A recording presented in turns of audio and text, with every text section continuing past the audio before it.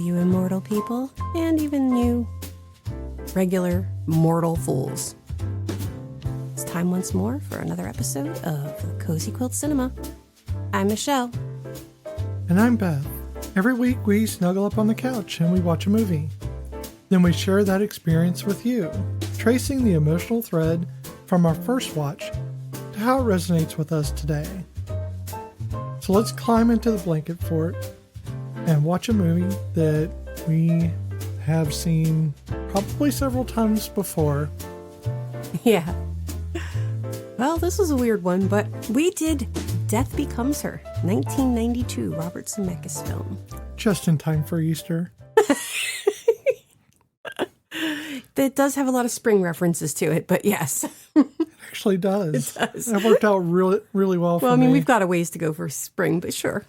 I mean, it's only 12 degrees outside right now. I mean, yeah. It's very close to spring. I can feel it. Yeah, well, in about, a week, we'll find out what that gopher says. I mean, groundhog. I mean, whatever the fuck rodent it is. It's a groundhog. I know. I've seen the movie. I know, but they use a squirrel here, so. And he's immortal as well. He is immortal. Just like the women in this movie. Yes. So, Death Becomes Her, Yeah. 1992. When a novelist loses her man to a movie star and former frenemy, she winds up in a psychiatric hospital. Years later, she returns home to confront the now married couple looking radiant. Her ex-fiance's wife wants to know her secret and discovers that she took the same potion, which grants eternal life to the person who drinks it, as she herself has already taken. That is from IMDb, and that is J. Welch 5742. There were 5,742 people before J. Welch who used that. Okay, Jay. I'm assuming. It could just be a street address. I mean, okay, so I'm going to start with before we even get into anything, would you take the potion? Would I take the potion? If it did what that does, no. But if it had less of the circumstance of, like, if you die, while you have that potion, then you become essentially pieces. Yes. No. I mean, my question about the whole thing is how come has this never happened to anybody before? Apparently, everyone else, including all those people who were dead, they were better at taking care of their bodies somehow. Well, let's get into that when we get into it. Yes. First, let's go through the cast. Talk about who's in it. So we have the incomparable Meryl Streep, who plays Madeline Ashton. She was in Sophie's Choice, Out of Africa, and The Devil Wears Prada. Boom, boom, boom. She was also in Series of Unfortunate Events. She was in Into the Woods. I mean, really, it's Meryl Streep. There's very little she's not done. Almost all of these people are going to have more than three. No. I'm just saying. I was thinking of I know, but I was thinking of the ones that I really enjoyed her in. Okay. Because I've never seen Sophie's Choice. Have no interest in it, but. There's movies that, not everybody has seen. I really love Devil Wears Prada. I do too. And her character in this movie, Madeline, is very similar to her. At the start, yes. Very similar, and then progresses to get worse. I know. Which, how could you think that's possible? But here we are. Bruce Willis, who plays Ernest Menville. He was in Die Hard, Pulp Fiction, and The Sixth Sense. He was in my favorite TV show for many, many years, Moonlighting. That's right. Which is where I fell in love with him. Until they jumped the shark and made him fall in love. David Addison. Love that man. But yeah, Sixth Sense is great. But I think honestly, hands down, my favorite Bruce Willis movie is Hudson Hawk. The Fifth Element. Yeah, that is his quintessential. I think that is his probably best one for me. But also, I think, oddly, The Last Boy Scout.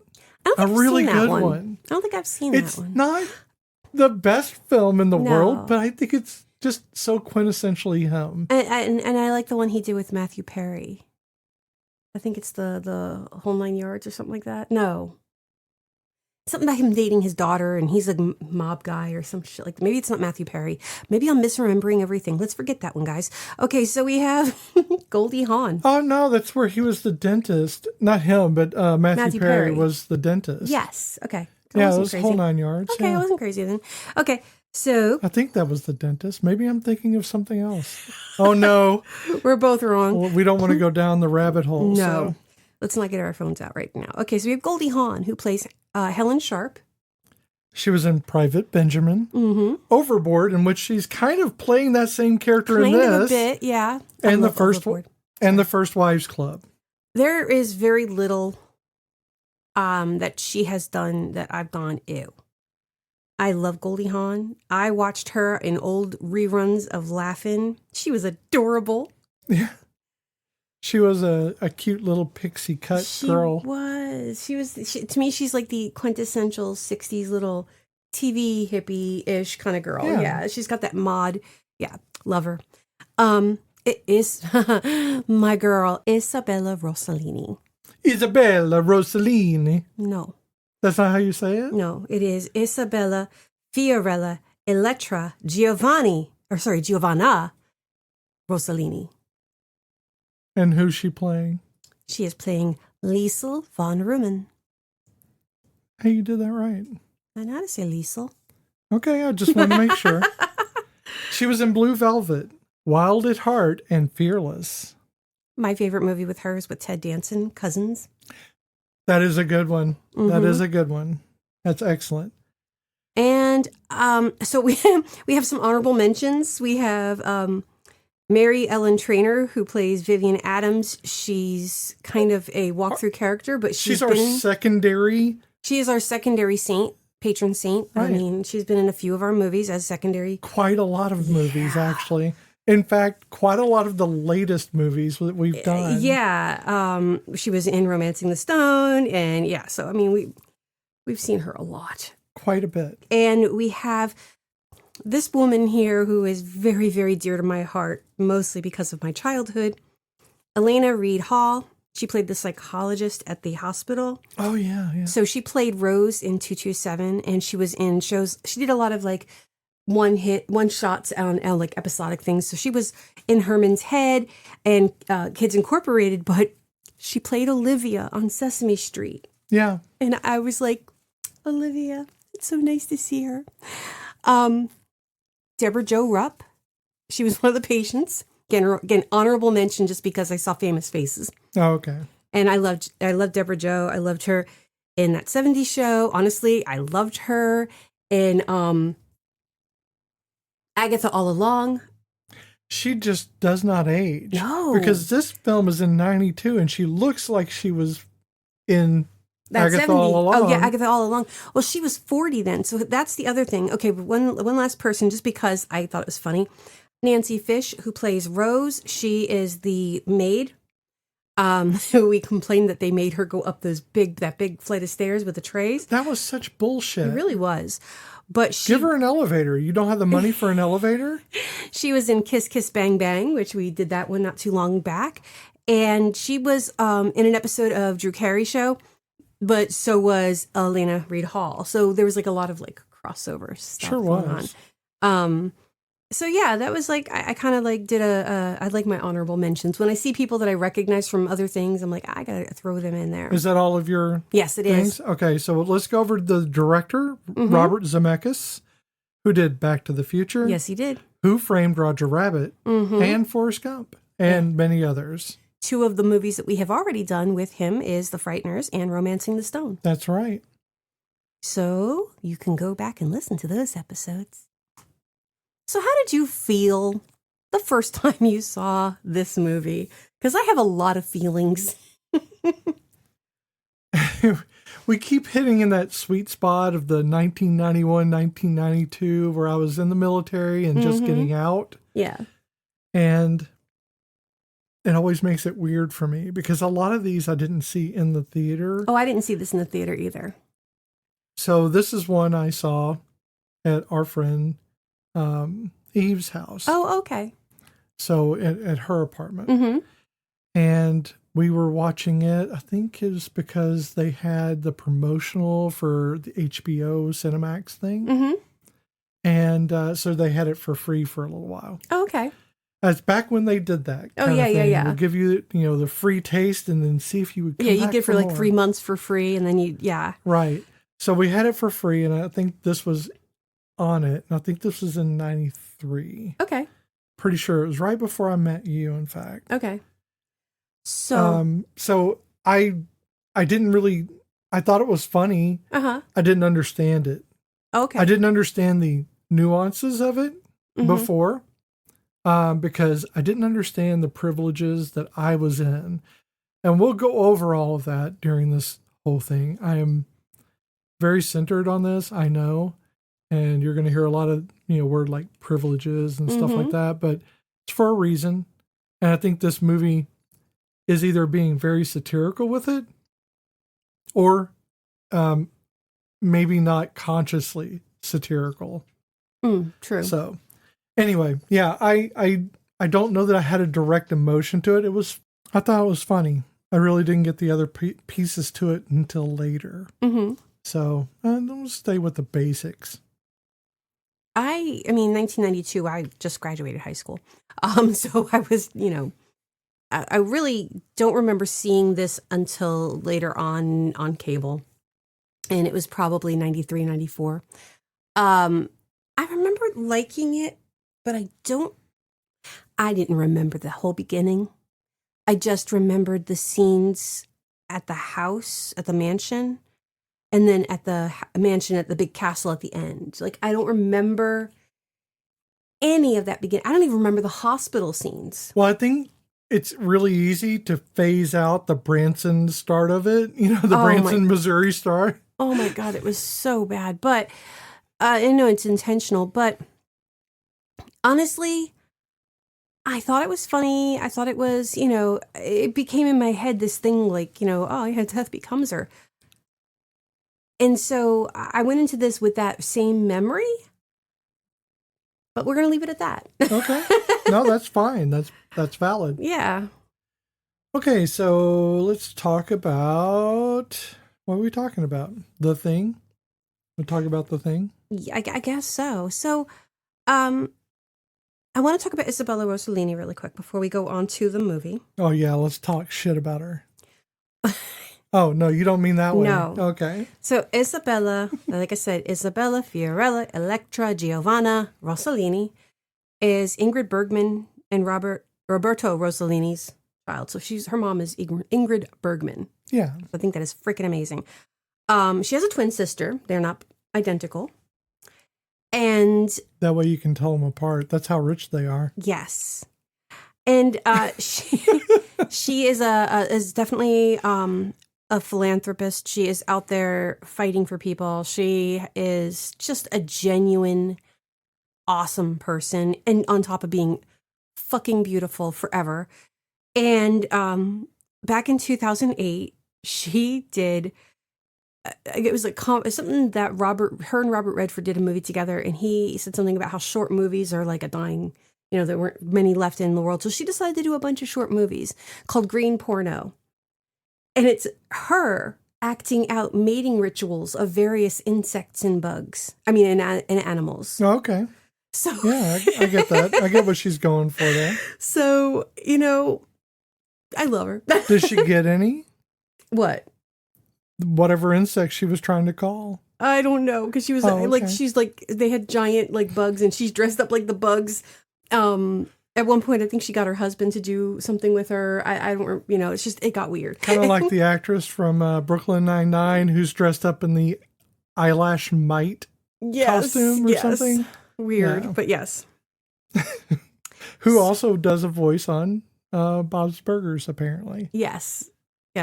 So, I mean, she's just all around. And when I was younger, I guess I was 16, and I had gotten my hair cut super short. My friend, we were going to see Ghost, and I let her cut my hair like Demi Moore's in Ghost. Oh, wow.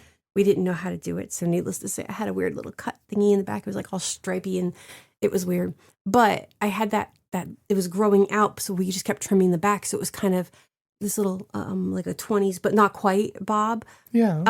And I remember, like I would have people who tell me I looked like her when I was younger, and I didn't see it, but I always had that in my head that people thought I looked like Isabella Rossellini, which at probably at 16 you probably don't want to look like somebody who's much older than you are, but I took it as a compliment because I thought she was beautiful. So yay. Okay. But she's also the face of Lancome for decades, so there's that. Okay. She's beautiful. She's doing just fine. Don't worry about her. She drives a Corvette. I loves her. So, I don't even know where to start. Well, so Death Becomes Her is, for me, it seems it's a satire, obviously. Oh, definitely. But I've always had the sense that it was a vampire flick. Because look at it.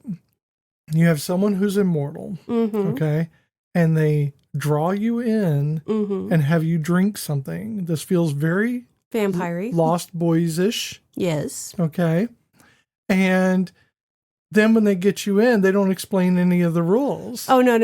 She waited, Lisa waited until Madeline had drunk the potion, signed the check, drank the potion, and then she went, oh, yeah, by the way.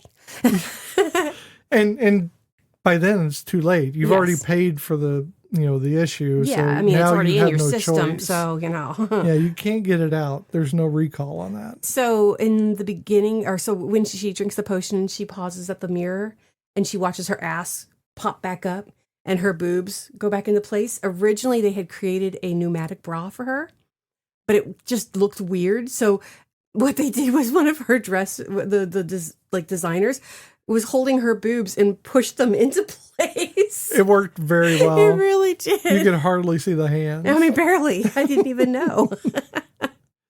So one of the things, and okay, so unintentionally, this movie reflects a lot of the things that I have issues with. Yeah. And one of them is the fat shaming of Helen Sharp. Yes, that caught me off guard because, again, I didn't remember that. And it, oh, well, she's fat. Well, obviously, she's also a slob because she's fat. There's like so much about it. Yeah, well, I think they were trying to show depression. And yes, those things individually can happen. Those things together can happen. But when you put it in a film, you're kind of saying this is how it is. Yeah. That if you're depressed, you're going to get fat and you're also going to be a slob. And you're going to have a ton of cats in a cabinet full of icing. Right. And the icing looked horrible, by the way. Yeah. I mean, why is it that liquid? Yeah. It shouldn't be that liquid. It's very weird. It looked like grease. That's because, it was just too many. It was terrible. Too many weird stuff going on there. Was it mayonnaise? Did she eat mayonnaise? I don't know, but it's like you can't sustain yourself on and use a spoon. Icing. What's wrong with you? Yeah, icing alone. She was getting icing all over the remote. I mean, and those are old remotes. They have cracks in them. You're never going to get that out. No. And she had that bar in that door. How did the cops get that? Those bars are supposed to... It fell off. It was the weirdest thing. I know. It was just like, boom. Suddenly, everybody can break into a house. That has a big safety bar. That's, weird. Okay. The whole reason for the safety bar. Yep. But anyway, so yes, Helen Sharp, she starts out as just this person who is frenemies with Madeline. And she's bringing her soon-to-be husband, her fiance, over to see her. Well, Madeline is in her later years of usefulness and youthfulness, both. Yes. Because when you're in the arts, your image pretty much is everything. Yes. Has it gotten a little better? A little bit, not a lot. But there's definitely an expiration date for women. And it really is hard for women to progress as anything other than the mom of the new girls that came out. So as you get older, you're cycled into the mom role or the grandmother role, while the younger women or girls play younger women and they get the better roles. And I think that's part of why I love Isabella Rossellini, is because if you look at her now, she's not the little pixie waif that she was then. So, but she's still beautiful and in her age, and she's embraced age for what it is. It's not a hindrance. It's something that I wish I could do when I look in the mirror and I see new wrinkles. I wish I could be the person who's just like, I don't care. But no, it makes me heartbroken because I feel like I don't know. I have this whole like lost time thing. And so looking at her and seeing the person she is, and then like looking at this movie and seeing the way she was portrayed in the movie, and it's like, I get it. She was the body, the face then, and though she did use a body double because she didn't think she could pull off the statuesque look. I'm like, woman, really? Well, she had to be comfortable. Yeah, no, well, she didn't have a problem with it. She said she didn't think she could pull it off. Okay. Yeah. And the model was only an inch taller than her. Okay. But yeah, there's a lot that I had issues with that I don't remember having issues with. But again, I was a different person then. It was a different time, especially knowing, like, let's see, 92, we were right in the height of heroin chic. So true enough. Skinny, when you look at like certain scenes with Goldie Hawn and her waist, her back to stomach ratio there blows my mind how skinny she is. And I'm not saying skinny in a negative way. It's just how it always amazes me to see people who are that thin, because I've never been that thin. Well, in the movie, she's portraying a 50-year-old. Yes. But in reality, she's in this movie she was 47. Yeah, she was the oldest in the movie. Yeah, Meryl Streep was 43. Yes. And that's another thing. There's a lot of ageism. So Helen goes, and we don't know this at the moment, but she goes and sees Liesl and she gets the potion. Sure. And she's got the book that she's releasing, and she invites them to come and see her. And they it's Mary Ellen Trainor's character looking at her book, and she's like, oh my God, she's so beautiful. I wonder how old she is.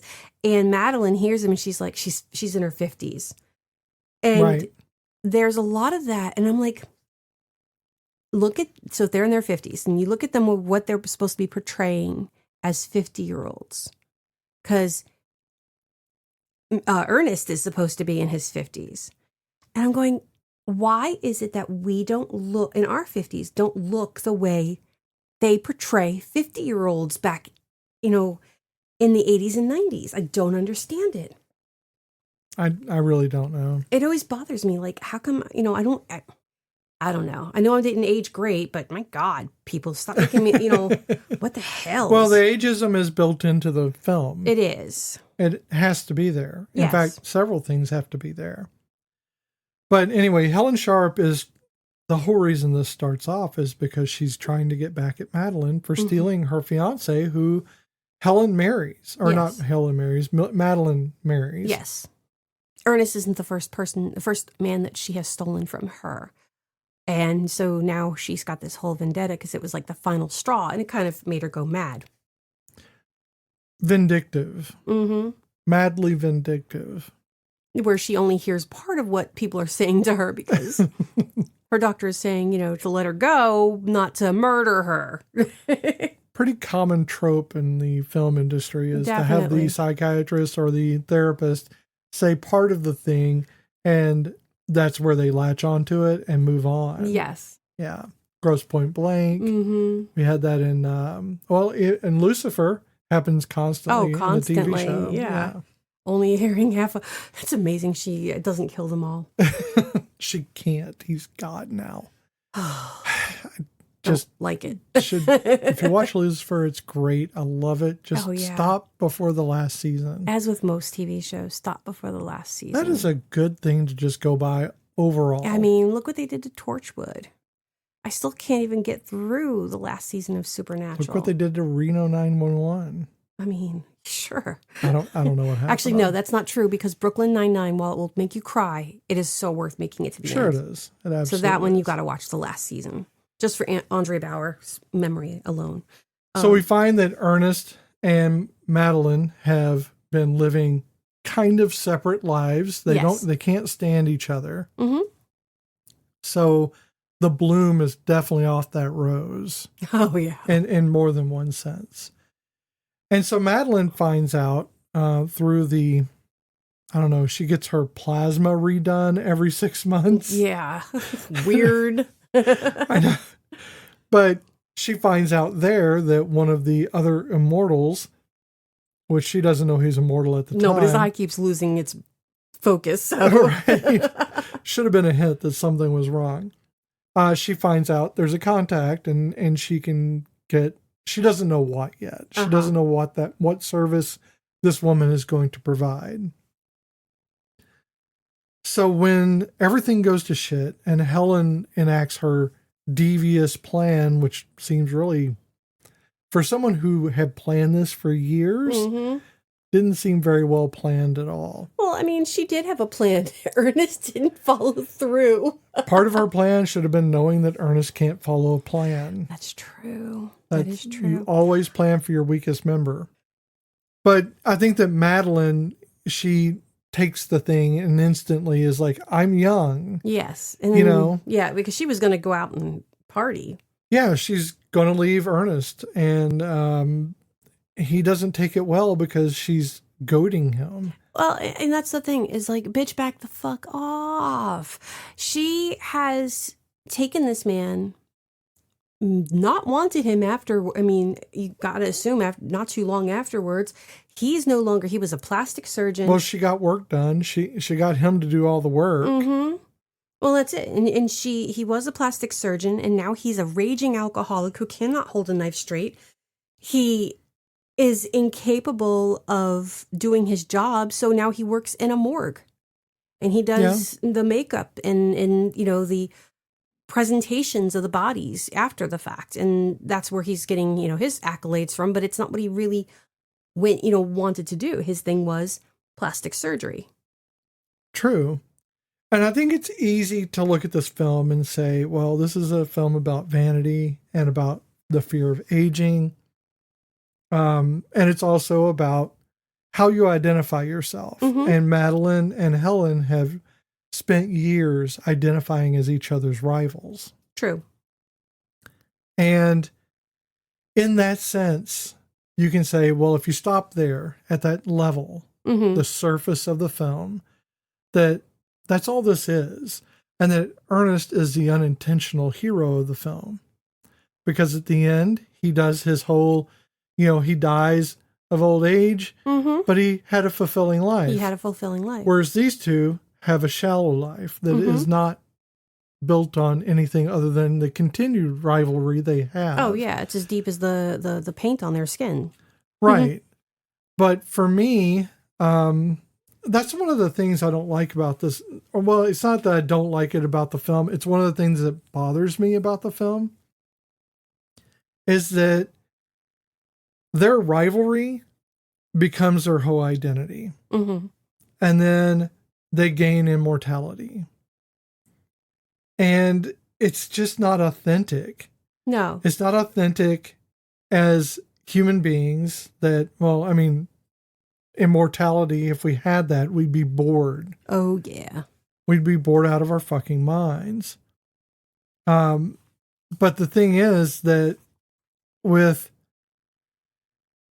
so we know that Ernest gets offered the potion. Yes. So he is going to be offered this potion. And the whole point is he can stay around forever and fix them. That's all they wanted him. They didn't want to give him the potion because they didn't think he deserved to be immortal or to be handsome and young and beautiful again. No, they wanted him to fix them forever because their bodies They went from being alive and immortal to breaking their bodies, though Ernest is the reason why Madeline's body is broken. Yeah.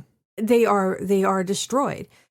And they realize that only Ernest can fix them and keep them maintained because they can't. And that's the only reason why they want to keep him immortal. Well, and that's the thing is, if we stop there, and that is the film, basically. Mm-hmm.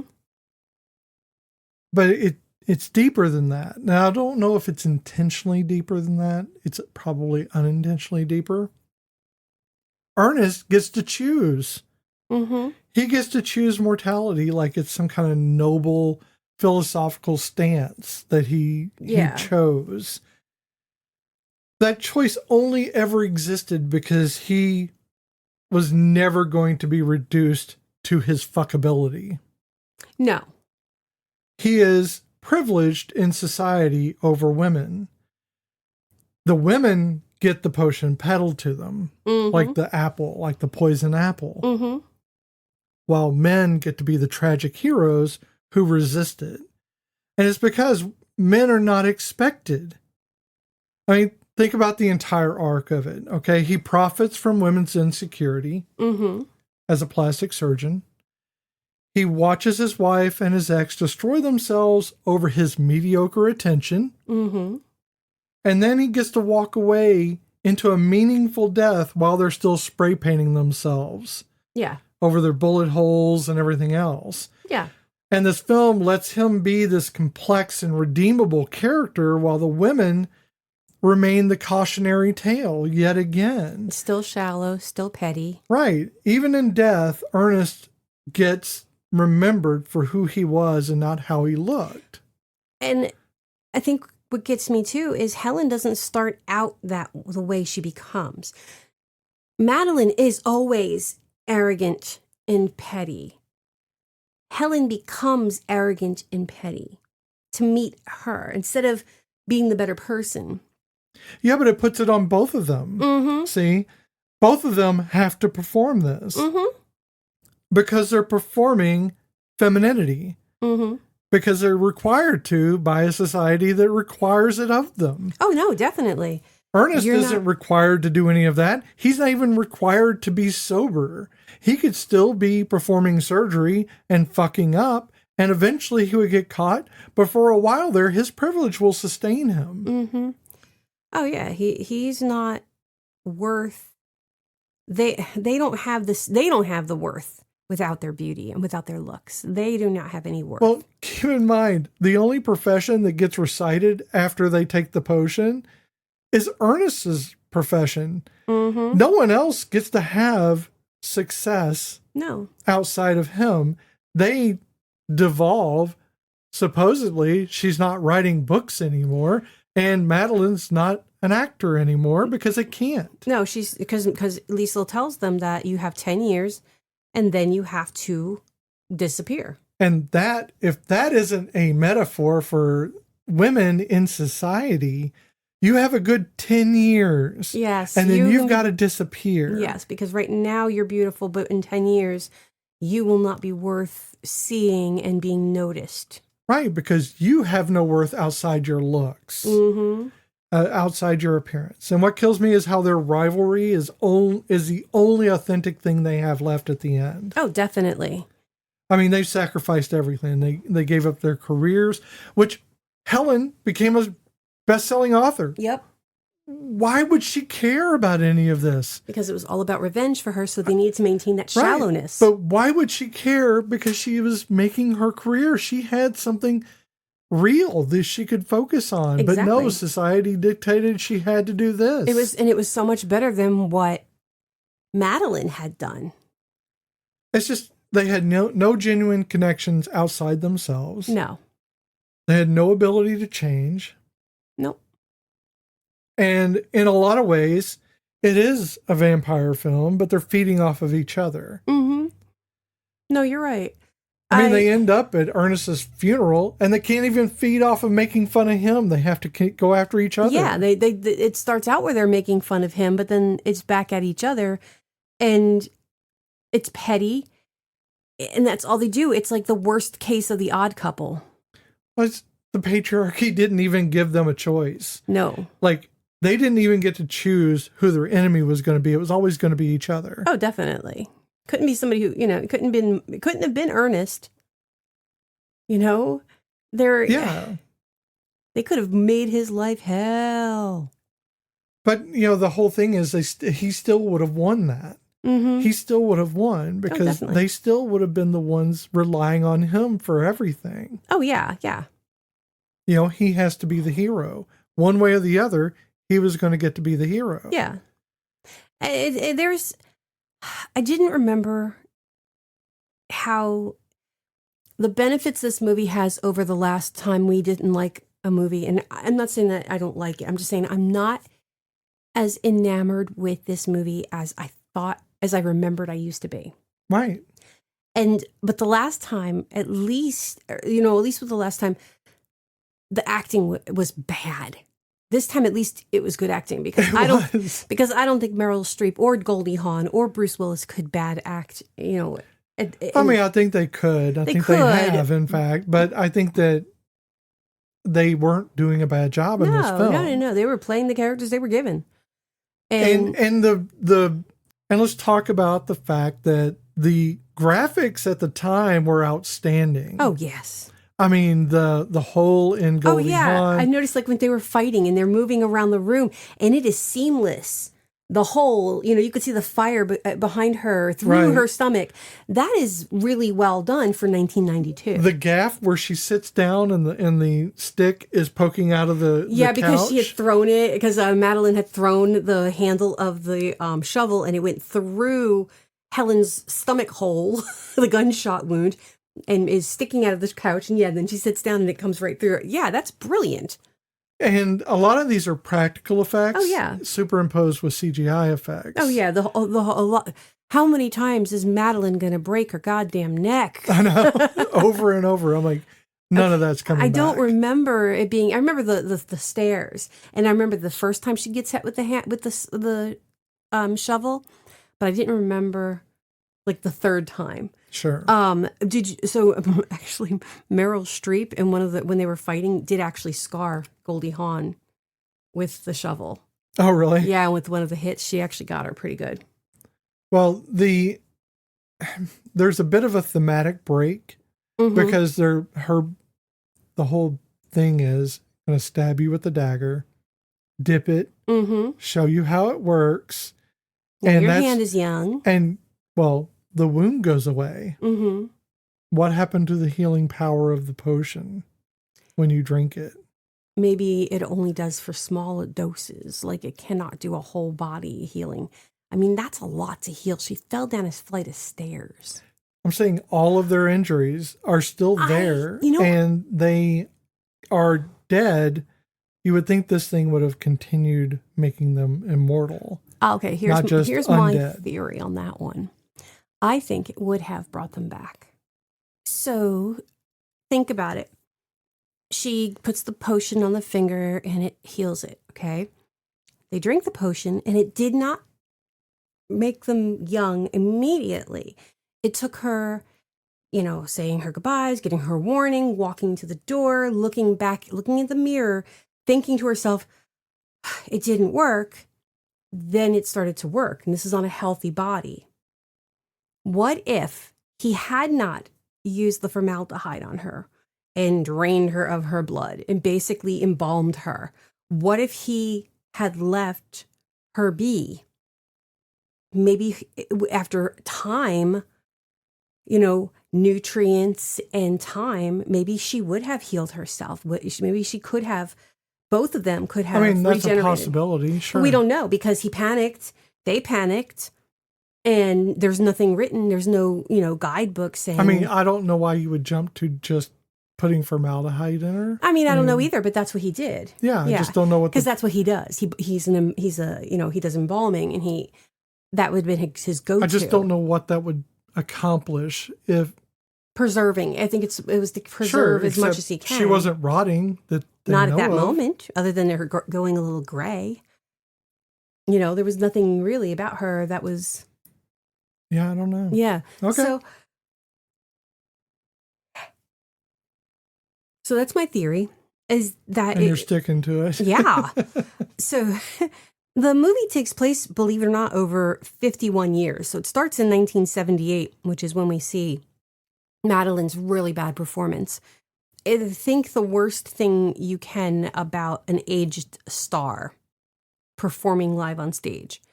And we've had a few aging starlets who had huge careers and then ended up doing really bad shows on, Branson, Missouri circuit, Vegas. I hate to. I was thinking of Judy Garland, even though I know her popularity had a resurgence.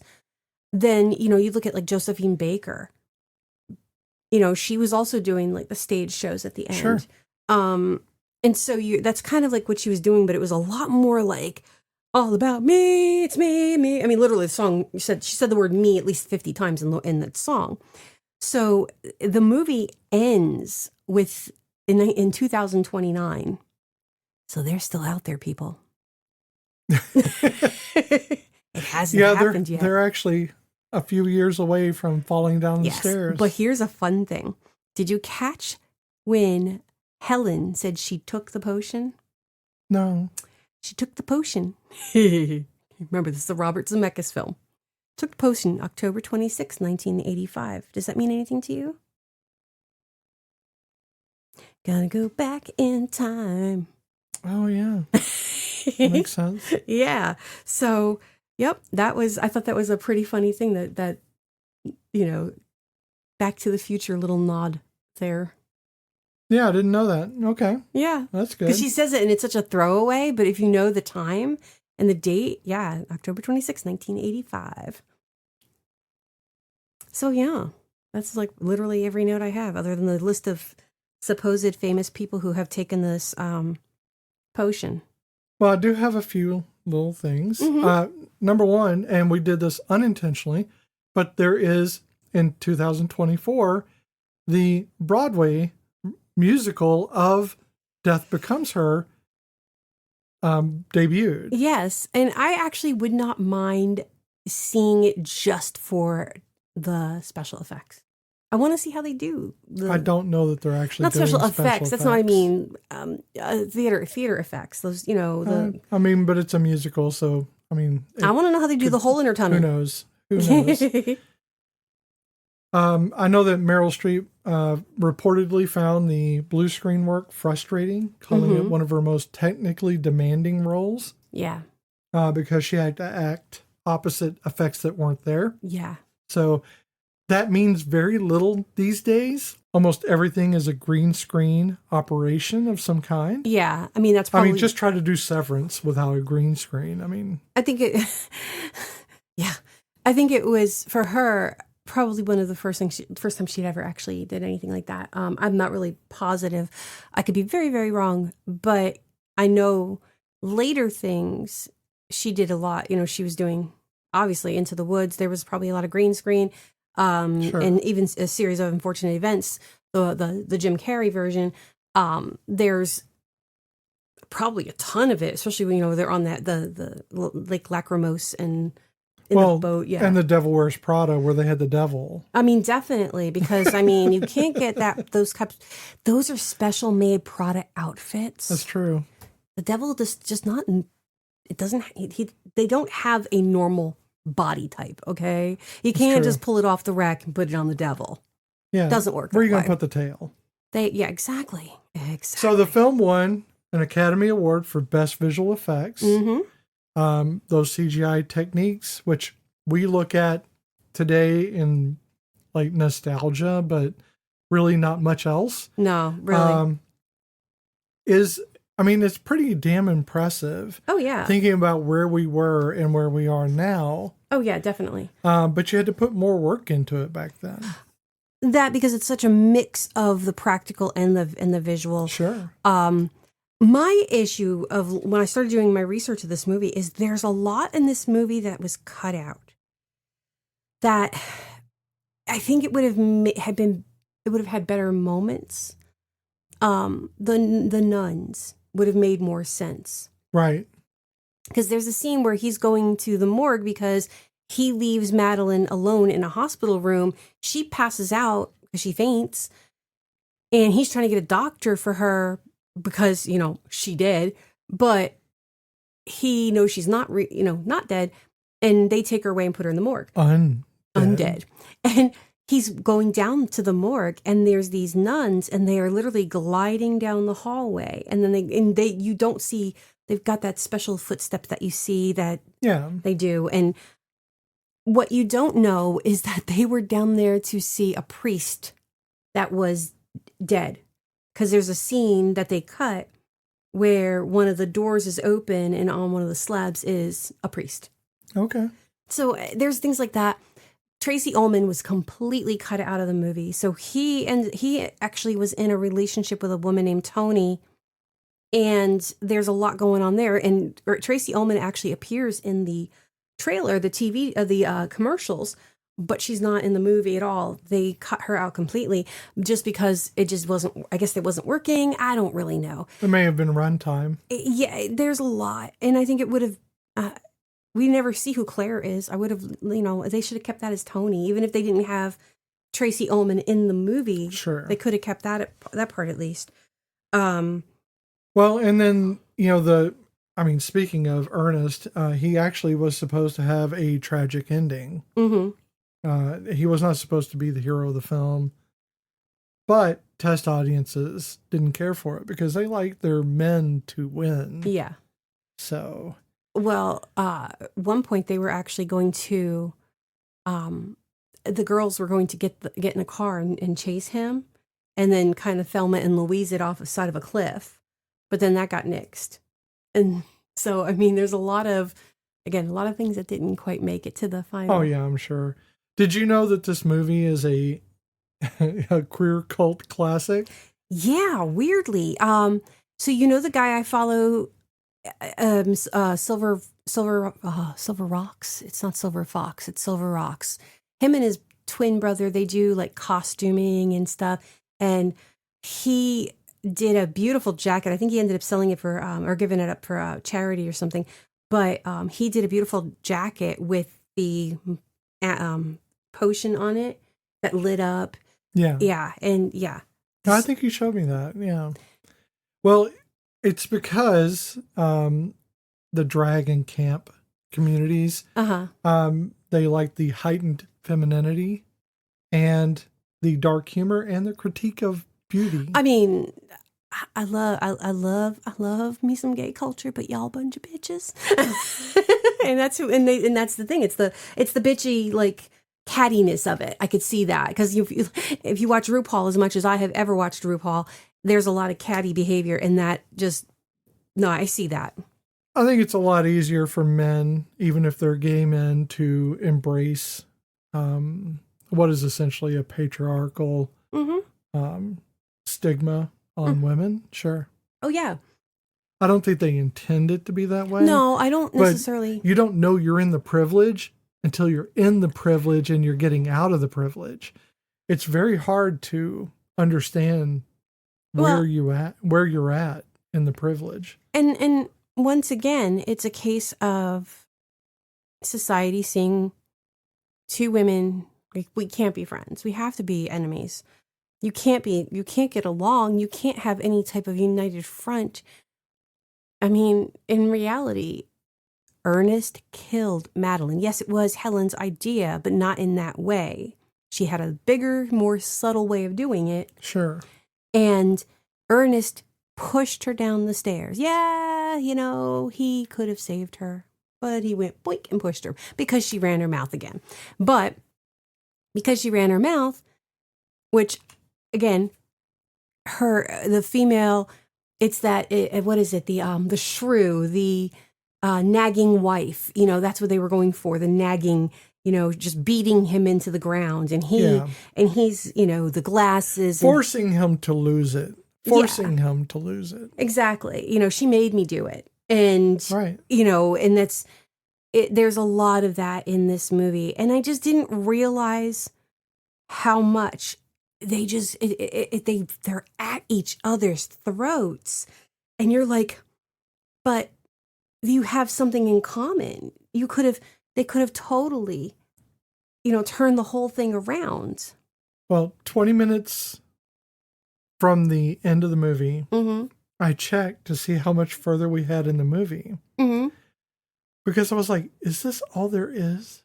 Mm-hmm. I seem to remember there being more to this.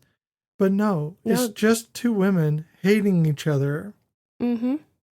for imagined slights, for the most part. Yeah, because... And very real slights that had nothing to do really with them. Mm-hmm. So one was her social standing, that she's trash. Yeah. And the other is, you keep stealing my boyfriends, but she didn't steal them. They literally chose to do what they did. They were the ones in power, not her. And she almost has it right in that one scene when they see each other at the book signing. And Helen is playing Madeline. She's trying to get into her good graces.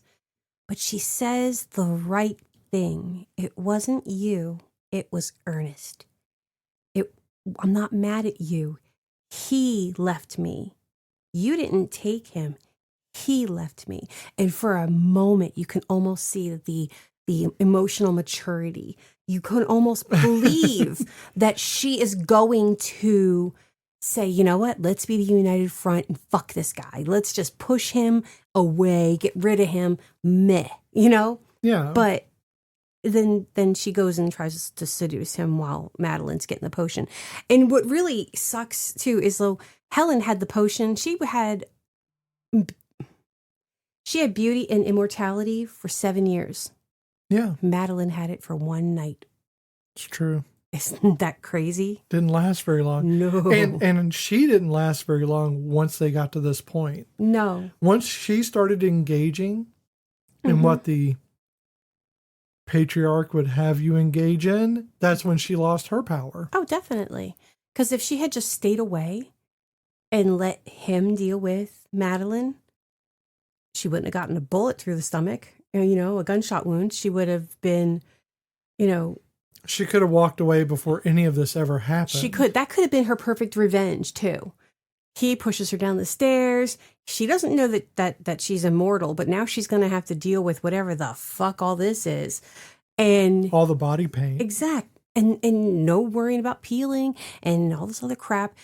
And she might have been, and Madeline may have been able to keep Ernest around to quote unquote maintain her. But Helen could have gone off, found herself one of those boy toys that Liesl had in her goddamn castle and followed her around through the spring. Yeah. It could have lived Liesl's life. Well, another one of the things is during Liesl's party, we see all these people that are dead, supposedly dead, celebrities who left the limelight but keep showing up. Elvis. Elvis keeps showing up. He's like, I just want to have some fun. Yeah. And I like the guy at the pool, Jim Morrison. Sorry, I was going to say Jimi Hendrix. No, Jim Morrison. Jim Morrison. And then you had James Dean. Yeah, Greta Garbo, Marilyn Monroe, Andy Warhol. Right. And what I thought was funny is it reminded me a lot of in Community, where they had the, what was it? Abed was renting actors or people to play actors. Oh, yeah. And they were all really bad, like doubles for these actors. Yes. And these people that were trying to portray these famous characters, people were not. Didn't look anything like them. It was just really bad. Like that's not Val Kilmer. It was just not good. No. So it was kind of funny seeing that, because I was like, all I was thinking was Community at that point. Of course, when the movie was made, that didn't exist. No, it didn't exist. But that is funny though. Yeah, I don't know. I don't hate the movie. Okay, I don't see myself wanting to watch it again though. I'm pretty much had my fill of Death Becomes Her. Yeah, I think that I'm good. I think I'm good on that. Yeah. I think that this is a film, again, where if you say vanity and fear of aging are the characteristics of this story, you could stop there and you could ignore the fact that it's much more than that. That there's ableism, there's fat shaming, there's ageism. There's so much There's a that patriarchal schism so a mile long. feminine, anti-feminism, because they're not allowing these women to grow in any Well, way, the shape, or form. femininity is, in fact, the whole crutch of the thing. Yeah. Because you perform femininity, you are the bad guy. Well, and again, femininity and feminism are not the same thing. And I hate that they really took away their autonomy by pushing their beauty, Oh yeah. by pushing their need to satiate a society by maintaining this, like, Helen wasn't worth anything unless she was beautiful. And Madeline lost any worth she had when she started aging and was no longer beautiful. And yeah, you take away someone's autonomy when you boil them down to their outer shell. That's that illusion of perfection. Mm-hmm. Yeah, but it doesn't change that they're still very ugly people on the inside. Yeah, that's true. So why don't we see where we stand with the Madeline Ashton test? Or do you mean the Brie Castellini test? I think I do. Yes. I think the Madeline Ashton test is a different test. Definitely. There have to be at least 2 named women characters with at least 5 lines of dialogue each. Okay. Yes, we do. We have Madeline and we have Helen. We have Liesel. Okay. There we go. That's the 3, the Mm-hmm. Trinity. Yep. Those characters must have a conversation, not necessarily with the other woman, either not about their partner or with their partner, future or current, and not about their relationship. So this is where it gets a little hinky, because really everything is about the relationship, but also it is about the shallowness of their immortality and beauty. So they do talk about all 3. Sure. It's about the relationship, but they do talk about Well, other Madeline things. and Liesel talk about not her relationship. They talk about her age, her aging, immortality. Take this potion. It's a whole thing. Yeah. So I think we can say that qualifies. Yeah. Okay. At least one of the women has to be integral to the plot, meaning that if she were written out of the film, it could not reach the same ending. Well, yeah, because if there was no Madeline, then Ernest and Helen would have been together and happily ever after, maybe. Probably not. If there was no Helen, Ernest would never have met Madeline, and then there would have been just not anything for him to have to worry about. And if there was no Liesel, nobody would have gotten the potion. Sure. And so we can say that on these 3, it passes a Castellini. Yes. But we have our own additional. Is it inclusive, and how? It is not. I do not believe I saw a single person of color in that whole movie. Maybe in the hospital, but even then, maybe not. Well, you saw them in the crowd of people but there were at Liesel's party. But there was nobody who had any speaking lines. No, none. Who was in the same, being in the background of a scene as opposed to being right next to one of the main actors is, Yeah, it's a matter of position. And there was nobody of disabilities that we could see. I mean, really, a lot of people were disabled. Actually, they were, because, well, that's true, yeah, because Helen and Madeline were extremely disabled. But they were disabled as a thing to be laughed at. Yes, and that's where the ableism comes in. So it is not very inclusive. We may have a gay person in there, but nothing that says they are. But also, I forgot the whole psychiatric hospital scene. There were obviously people who had mental issues and that were in that hospital, but they were a device. Again, another joke. Yes, that is true. So not very inclusive. I mean, granted, it's a comedy, so it's hard to I guess it would be hard to try to portray somebody in a serious sense in a comedy. But I feel like when we look at like Peanut Butter Falcon, which had comedic moments, they were not degradential to, Sure. you know, our guy. Can't think of his name at the moment, but, you know. Peanut butter. Peanut butter. How does it rate when put against Tremors? It does not. Okay. It is not short circuit level, but it is not, in my opinion, I'm probably going to make so many people mad at me. I'm going to say, I'm really disappointed in my memories of this movie. I'm going to say, I'm giving it credit here of saying 4. I'm going to say 3. I was going to say 3, but I thought maybe I should go one more higher just in case. So 3.5. Yeah. 3.5 stars on Wish or Temu. Yeah, basically. I wanted to love this the way I remembered it. Because remember when we were coming up with our list, I was like, oh, we have to put Death Becomes Her on here. And I was excited about it. And I was as well.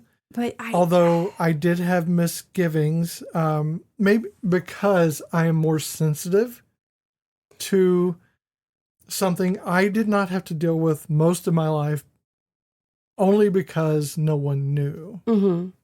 So if you had cut your hair short and you had masked yourself Mm-hmm. for most of your life and no one knew that you were a girl, then you didn't have to suffer the things that a girl suffers, but you're still a girl there. Yeah. Seeing it. Yeah.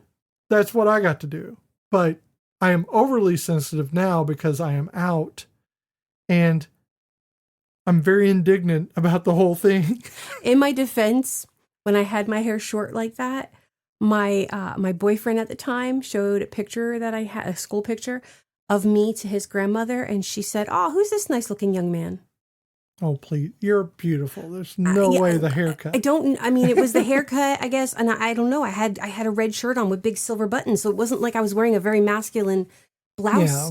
So I don't know. Grandmas are weird. I love grandmas, but sometimes y'all are bitches too. I'm just going to label everybody a bunch of bitches today. Bunch of bitches. It's because they make you cut a switch, and I don't want to be switched. I don't want to be switched. You're making these community references tonight. I know. So for me,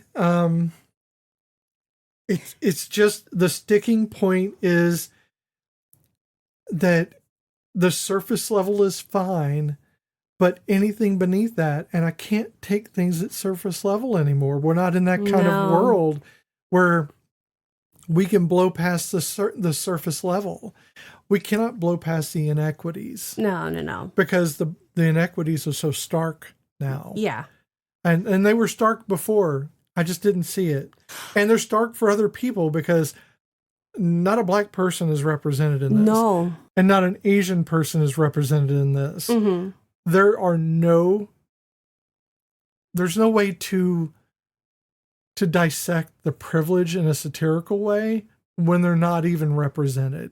So we can say that this movie as a whole is just a giant symbol of the story itself, where it is shallow on the outside with this sheen and shellac and shell. I'm getting a lot of SH words here of really putting some effort into that pop filter. Yes.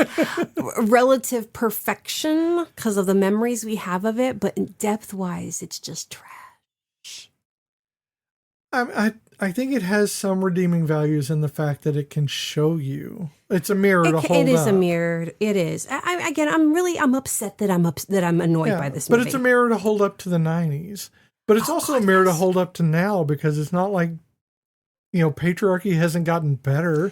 No, if it's there, existing at all is the problem. We were hopeful. It's a switch. Yeah. You either turn the fucking patriarchy off or it's on. There is no medium. No, because as long as it's on, they're never going to acknowledge the fact that we're not the emotional and irrational ones, folks.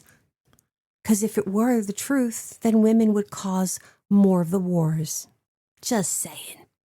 Well, I think that I have said privilege and patriarchy enough in one sitting to really like. I'm over it now. I'm not over it, but I think I think I've said it enough in one episode for us to really get that point across. So you're testing your pop filter as well. I am with your peas. I'm trying to stay away from it. I'm just aiming away as I talk.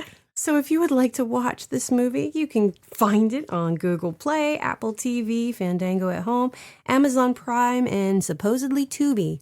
But I couldn't find proof of that, so you might have to just rent it. $3.99. I mean, we had to. We had to. Most of the movies we end up watching, we have to rent. And I think it's probably worth seeing so that you understand what we're talking about. I almost wish that we still needed to rely on like Blockbuster videos, because we could like build a whole like word of mouth community through our Blockbuster connections. Oh, you're here for this movie? Oh yeah, well, look, you got to check out this one, and That would have been fun. Okay. No one's going to know what you're talking about. I know. I'm old. Me. I'm in my 50s. You're going to need a potion. If only. So, thank you for joining us for Death Becomes Her from 1992. This has been Cozy Quilt Cinema with Beth and Michelle. We loved having you in our blanket fort as we share the emotional highs and lows that movies can leave lingering with us well after they are gone.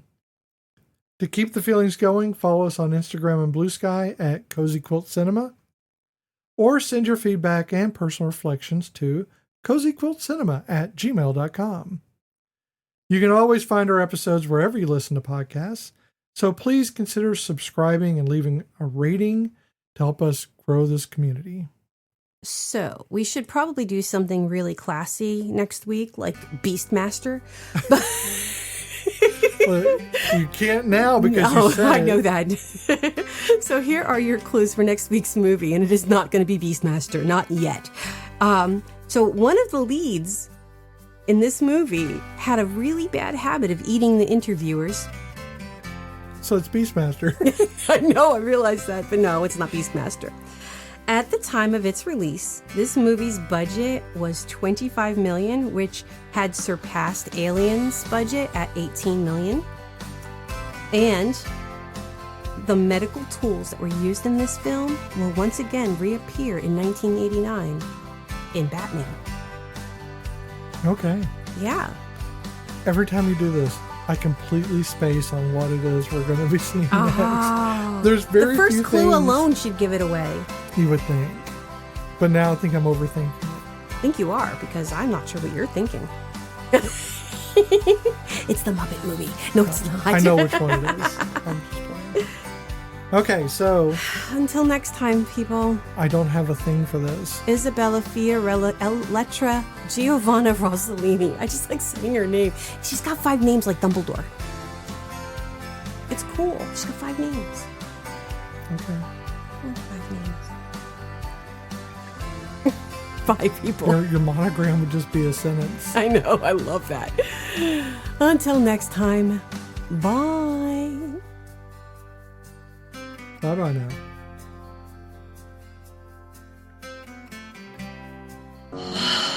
Now a warning. Now a warning? Take care of yourself. You and your body are going to be together a long time. Be good to it. Sempre viva. Live forever.